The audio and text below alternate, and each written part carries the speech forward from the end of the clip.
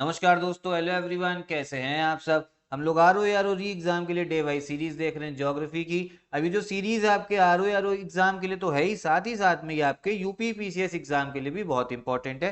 तो इस सीरीज को अच्छे से फॉलो करिएगा। तो चलिए हम लोग इस वीडियो को स्टार्ट करते हैं। पहला क्वेश्चन देखते हैं क्या है। देखिए 390 कर चुके हैं, आगे से देख क्या बोला जा रहा है। About 30% of India area lies in the three states of. Bharat का लगभग 30% क्षेत्रफल किन तीन राज्यों में स्थित है। ठीक है, तो हम हमारी बात हो रही है जो इंडिया है, टोटल जो भारत का जितना भी एरिया है उसका 30% की बात हो रही है। 30% बहुत ज्यादा होता है। अब यहाँ पर आपको पहली चीज तो ये समझना है कि भारत में जो सबसे बड़े राज्य है, ठीक है, क्योंकि आप लोग के मन में होता है कि जो सबसे बड़ा राज्य है वो उत्तर प्रदेश है। ऐसा नहीं है, ठीक है, अलग अलग कैटेगरी समझिए।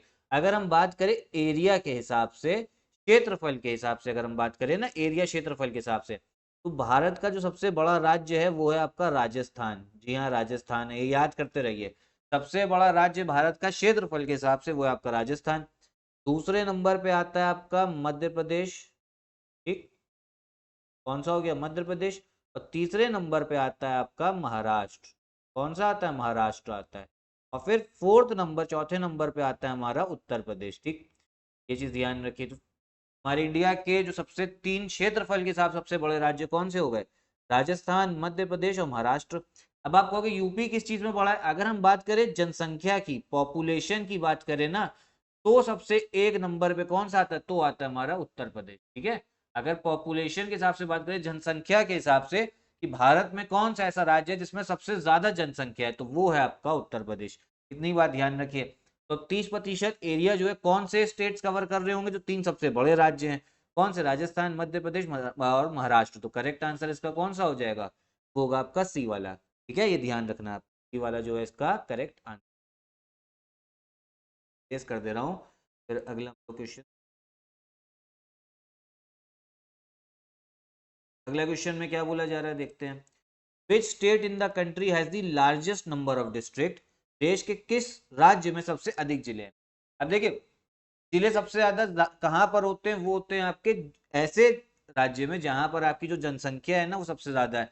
तो सबसे ज्यादा जिले हैं वो है आपके उत्तर प्रदेश में। ठीक, सबसे ज्यादा जनसंख्या आपकी उत्तर प्रदेश में, सबसे ज्यादा जिले भी कितने हैं उत्तर प्रदेश में, 75 है, याद कर लीजिए। पहले नंबर पे उत्तर प्रदेश आ गया। फिर दूसरे नंबर पे आता है आपका मध्य प्रदेश। ठीक, दूसरे नंबर पे कौन सा आता है, मध्य प्रदेश।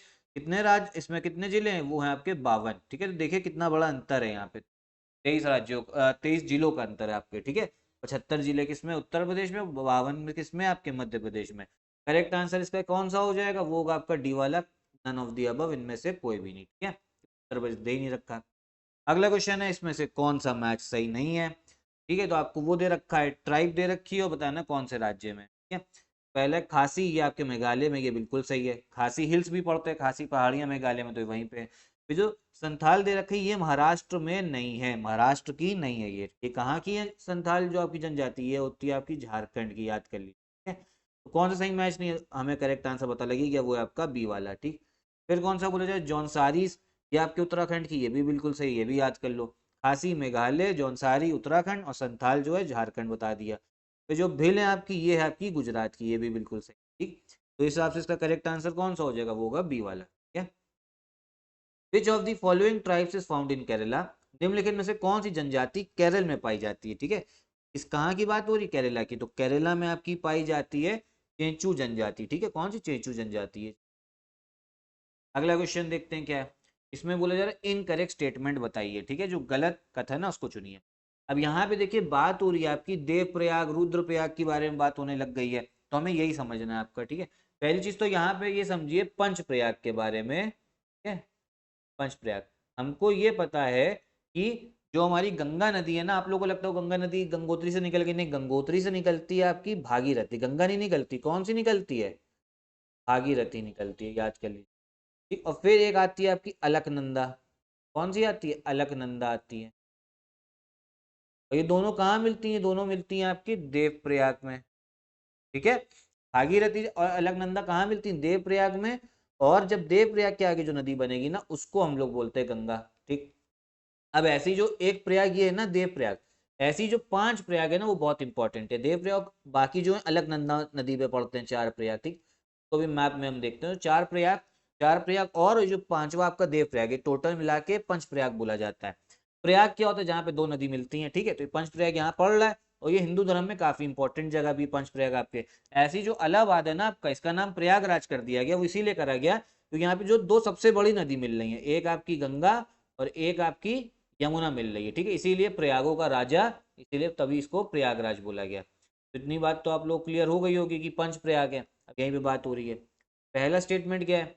जो देव प्रयाग भागीरथी और अलकनंदा नदियों के संगम पर स्थित है, ये बिल्कुल सही है, ठीक है। ये स्टेटमेंट जो है आपकी बिल्कुल सही है, लेकिन इनकरेक्ट बताना है, तो मैं इधर मार्क करता हूँ। ये वाली बिल्कुल सही है आपकी, ठीक। फिर क्या बोला जा रहा है? जो रुद्रप्रयाग है वो मंदाकिनी और अलकनंदा नदियों के संगम पर स्थित है।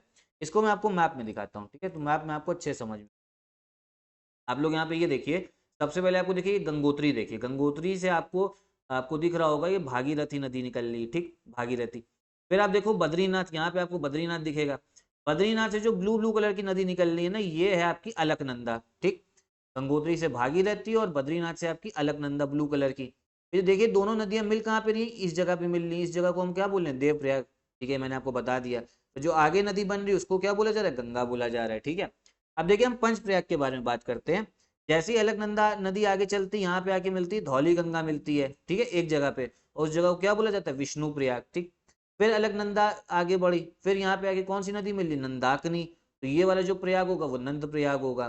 फिर अलकनंदा नदी में आके पिंडार गंगा मिलती है, इस जगह को आपको बोल दिया गया कर्ण प्रयाग बोल दिया गया।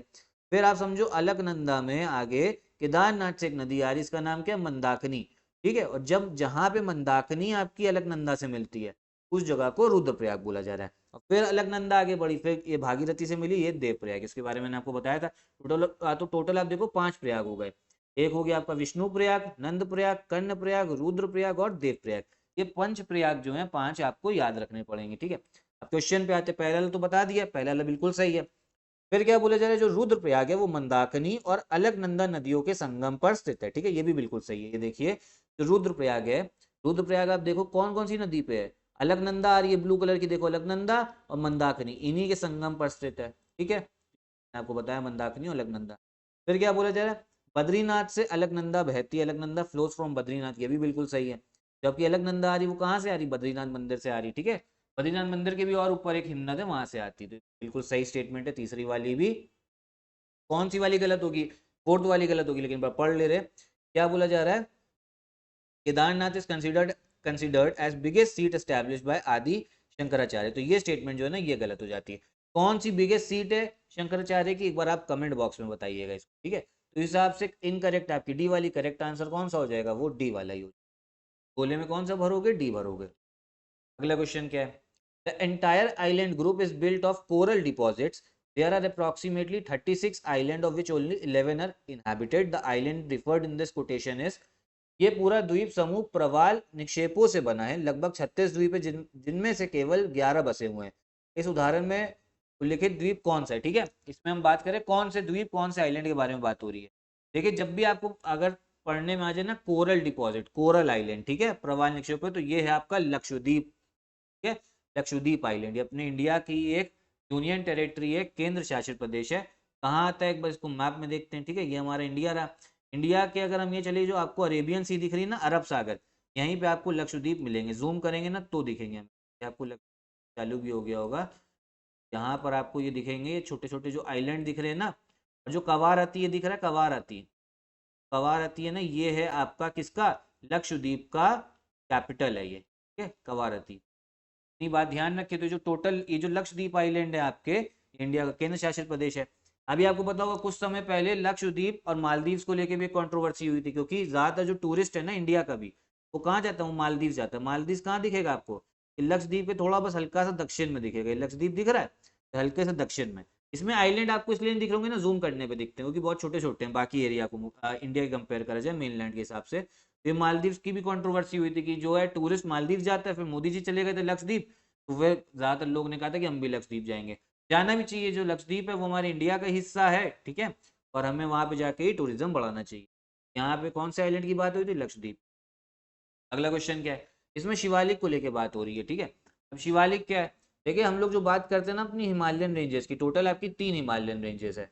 जो पहली वाली है इसको बोला जाता है हिमाद्री, ध्यान रखिएगा, ठीक है। ये जो दूसरी वाली रेंज है वो बोला जाता है हिमाचल। क्या बोला जाता है? हिमाचल बोला जाता है। ये एरो तो मैंने इसलिए बनाया है कि वो दिखाने के लिए, हिमाचल बोला जाता है। ये जो तीसरी वाली है ना, ये है आपकी कौन सी? शिवालिक। ठीक है, तो ये ध्यान रखिएगा। शिवालिक के बारे में बात हो रही है। क्या बोला जा रहा है कि इनकी जो विड्थ है वो 10 से 50 किलोमीटर है। तो ये जो स्टेटमेंट है आपकी ये बिल्कुल सही है। ठीक है, 10 से 50 किलोमीटर की चौड़ाई में फैले हुए हैं, जिनकी ऊंचाई 900 से 1100 मीटर के बीच होती है। ये भी बिल्कुल सही। की जो हाइट है वो 900 से 1100 मीटर। एक चीज ध्यान रखिए, सबसे आपको बड़े पर्वत दिखेंगे ना, वो सबसे जो पहली उत्तर वाली जो रेंज है ना हिमाद्री, उसमें दिखेंगे। जैसे माउंट एवरेस्ट दिखेगा। ठीक है, तो ये जितने भी, और जैसे जैसे आप दक्षिण की ओर बढ़ेंगे, जो फिर आपकी हिमाचल वाली, उसमें और हाइट आपकी डिक्रीज हो जाएगी, घट जाएगी। और शिवालिक में और जो आपके पर्वत है ना, उनकी हाइट जो और घट जाती है। ठीक है, पहली स्टेटमेंट बिल्कुल सही है। फिर क्या बोला जा रहा है? शिवालिक घाटियां मोटी बजरी और जलोढ़ से ढकी हुई। ये बिल्कुल सही है। Shivalik valleys are covered with thick gravel and alluvium. ये स्टेटमेंट भी बिल्कुल सही है। ठीक है, दूसरी वाली। करेक्ट आंसर कौन सा हो जाएगा? वो होगा आपका सी वाला। दोनों है इसका। ठीक, अगला क्या है? Johilla river is a tributary of. Johilla नदी किसकी सहायक नदी है? ये आपकी सहायक नदी है सोन की। सोन नदी की सहायक नदी। ठीक है, सोन जो है, सोन किसकी सहायक नदी है? सोन जो है गंगा नदी की सहायक नदी है। ठीक है, ये आपको ऐसे आके मिलेगी, ये ध्यान रखें। और सोन की कौन सी सहायक नदी हो गई? वो हो गई आपकी जोहिला। ठीक है, इतनी इन्फॉर्मेशन ध्यान रखिए। यहाँ पर आप लोग एक फैक्ट जो है उसको आपको ध्यान रखना है, मैं आपको डायरेक्शन बता रहा हूँ। ठीक है, अगला क्वेश्चन भी है। मान लो जो नदी है ना वो ऐसे जा रही, इस डायरेक्शन में जा रही। ठीक है, इधर की तरफ आपको दिख रही जाते हुए। तो इसका जो ये वाला डायरेक्शन है ना, इसको राइट बोलोगे और इसको बोलोगे लेफ्ट। ठीक है, ये वाला हो जाएगा दायां तट और ये वाला हो जाएगा बायां। ठीक, तो मान लो नदी जो है इस तरह ऐसे जा रही है। ठीक, तो जो ये वाला डायरेक्शन है ना, ये राइट हो जाएगा, ये लेफ्ट हो जाएगा। ठीक है, जिधर जा रही होती ना, आप लोग उधर खड़े हो जाओ, फिर जो राइट जहां पे हाथ आ रहा हो वो आपका राइट हो गया। इतनी इन्फॉर्मेशन ध्यान रखिए, अगले क्वेश्चन में काम आ रही है। इसमें क्या बोला जा रहा है? गंगा नदी की सहायक नदियों के बारे में सही कथन बताइए। पहली चीज क्या है? गोमती गंगा के दाहिने किनारे की सहायक नदी है। Gomti is right bank tributary of Ganga. ये गलत है। जो आपकी गंगा नदी है ऐसे, ये ठीक है, तो जो गोमती है ना वो इसकी इधर से आती है। जो गोमती मैंने अभी आपको बताया कौन सी हो गई, वो आपकी इधर आपको कौन सा पड़ेगा? लेफ्ट बैंक दिखेगा ना, बायां तट। तो इसलिए गोमती जो है वो लेफ्ट बैंक से आ रही है। तो एक बार मैं आपको मैप में दिखाता तो समझ में आता है। ये आपको दिख रही होगी गंगा नदी जा रही है, गैंजेस लिखा हुआ है ना इंग्लिश में, गंगा को गैंजेस ही बोला जाता है। फिर देखो ये देखो, यहाँ से आपकी गैंजेस निकली आ रही है। यहाँ से आपकी आई कौन सी? ये आई आपकी यमुना नदी। यमुना नदी कहाँ पे? इलाहाबाद में दिख रहा है मिलते हुए। अब तो इसका नाम चेंज हो गया है, क्या? प्रयागराज हो गया है। फिर आपकी जो है गंगा नदी आगे बढ़ी। फिर गंगा नदी में आप देखिए इधर आपको आती हुई कौन सी दिख रही है? गोमती नदी दिख रही है। लखनऊ राजधानी से भी बहते हुए आती है, निकलती वहां से नहीं, निकलती तो और ऊपर से है, लेकिन लखनऊ से भी बहती गोमती। गोमती नदी आप देखो कैसे आके आके इधर किससे गंगा में मिल जा रही? वाराणसी के पास में। तो इतनी इन्फॉर्मेशन ध्यान रखिएगा। ठीक है, कौन सी हो गई? बाएं तट की आपकी सहायक नदी। ठीक है, फिर क्या बोला जा रहा है? Son river cuts through the Kaimur range and joins Ganga in Bihar. Son नदी कैमूर श्रेणी से कटती हुई बिहार में गंगा में मिल जाती है। बिल्कुल सही है। मैंने आपको बताया था जो सोन नदी है वो किसकी सहायक नदी है? वो आपकी गंगा की सहायक नदी है। इसको एक बार मैप में देख भी लीजिए कि गंगा जा रही, सोन नदी देखिए ये दक्षिण से आ रही है, मतलब दक्षिण से आ रही है थोड़ा इसके, और कौन से बैंक में हो गई? कौन से तट की हो गई? राइट बैंक हो गई ट्रिब्यूट। राइट बैंक सहायक नदी सोन नदी आ रही है। तो ये कहाँ पे पास में मिल रही है? पटना के पास में गंगा से मिल जा रही है। पटना के पास में देखिएगा आपको एक दो नदी और दिख रही है, घाघरा दिख रही है, गंडक नदी दिख रही है। ठीक है, तो ये सोन नदी मिल जा रही है। कैमूर रेंज आपको यहाँ पे दिखेंगे, कैमूर की पहाड़ियां उससे काटते हुए आती है। ठीक है, तो दूसरी वाली स्टेटमेंट है वो बिल्कुल सही हो गई, पहली वाली जो है वो गलत है। करेक्ट आंसर कौन सा हो जाएगा? वो होगा इसका टू ओनली, बी वाला हो जाएगा। अगला क्वेश्चन देखते हैं क्या है, लास्ट क्वेश्चन का। इसमें शिवालिक के बारे में बात हो रही है। जो शिवालिक सीरीज है वो कब बनी है? शिवालिक श्रृंखला का निर्माण कब हुआ था? तो आपको पता है ना, जो शिवालिक हैं, जितने भी हिमालय पर्वत है हमारे, ये नए हैं। ठीक है, इसको यंग फोल्ड माउंटेन्स बोला जाता है। जैसे अरावली है वो पुराने पर्वत है, ठीक है, ओल्ड फोल्ड बोला जाता है, क्योंकि वो बहुत पहले बन चुके। हिमालय अरावली के मुकाबले थोड़े नए हैं। और हिमालयों में भी जो शिवालिक है सबसे दक्षिण वाली रेंज है, ठीक है, उसके बारे में बात हो रही है, वो कौन से टाइम पीरियड में बनी है? अलग अलग टाइम पीरियड है, तो उस हिसाब से बात की तो इसका करेक्ट आंसर होगा, वो होगा आपका सीनोजोइक। कौन सा? सीनोजोइक जो एरा है ना, उसमें आपकी बनी है शिवालिक सीरीज। ठीक है, इतनी बस इतनी बात इस क्वेश्चन को लेके ध्यान रखिए। बाकी जो टाइम पीरियड कैसे बटे हुए हैं ना एकदम, जब से आपकी धरती बनी है, उसके बारे में हम लोग एक वीडियो में बात अलग से कर लेंगे, तब आपको डिटेल में समझ में आ जाएगा। इस वीडियो में हम लोग यहीं तक रखते हैं। अगर आपको वीडियो पसंद आई हो तो लाइक करिएगा, चैनल सब्सक्राइब, आगे भी इस चैनल से जुड़े रहिए, बढ़िया बढ़िया मजेदार वीडियोस आती रहेंगी। नमस्कार।